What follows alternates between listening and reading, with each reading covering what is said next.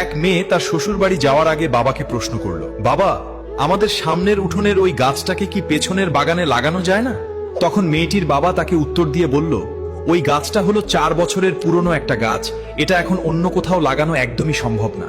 এখন যদি এই গাছটাকে অন্য কোনো জায়গায় নিয়ে লাগানো হয়, তবে সেটা নতুন মাটিতে নিজেকে মানিয়ে নিতে পারবে না এবং গাছটা মরে যাবে। নিজের বাবার মুখে এই কথা শোনার পর মেয়েটা তখন হাউমাউ করে কাঁদতে কাঁদতে বাবাকে বলতে লাগলো, আচ্ছা বাবা, একটা কথা বলো তো, 4 বছরের একটা পুরনো গাছ যদি অন্য জায়গায় নিজেকে মানিয়ে নিতে না পারে, নতুন মাটিতে নিজেকে একদমই বাঁচিয়ে রাখতে না পারে, তাহলে আমি তো তোমার এই ঘরে 20 বছরের পুরনো একটা মেয়ে।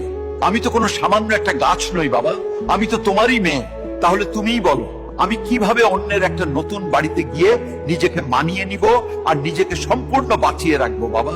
মেয়ের মুখে এমন একটা কথা শোনার পর তার পরিবারের সবাই যেন একদম অবাক হয়ে গেল, আর তার বাবা অঝরে হাউমাউ করে কাঁদতে লাগলো। আসলে আমরা ছেলেরা মেয়েদের জীবনটাকে যতটা বেশি সহজ বলে মনে করি, তাদের জীবনটা কিন্তু ততটাও বেশি সহজ নয়, অনেক কঠিন। তাই আমি এই পৃথিবীর প্রত্যেকটা ছেলেকে বলবো, আপনারা সবাই দয়া করে মেয়েদেরকে মন থেকে সম্মান করতে শিখুন এবং তাদের ভালোবাসুন।